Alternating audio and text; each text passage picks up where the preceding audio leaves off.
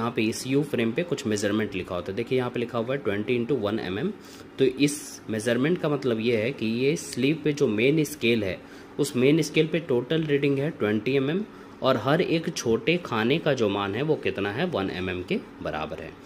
अब ये जो इंस्ट्रूमेंट हमारे पास है इसमें हमने देखा जब कि इसमें जो सर्कुलर स्केल का 0 वाला पॉइंट है वो ये देखिए ये आधार रेखा से ऊपर की ओर है।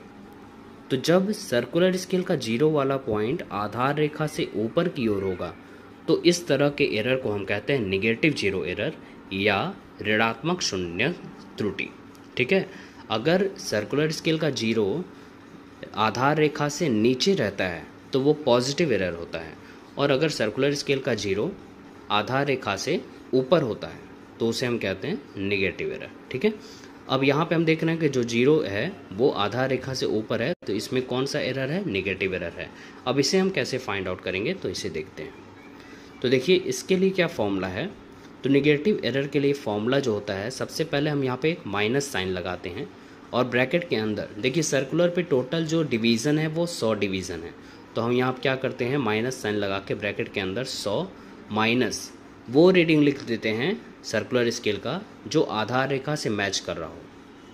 तो देखिए यहाँ पे पीछे हम दिखा दे रहे हैं आपको एक बार, यहाँ पे आप देखिए कि कौन सा डिवीज़न है जो आधार रेखा से मैच कर रहा है। तो देखिए ये 90 है, इसके बाद आप देखेंगे तो ये 95 है और 95 से जस्ट ऊपर 96 है जो बिल्कुल आधार रेखा के सीध में है।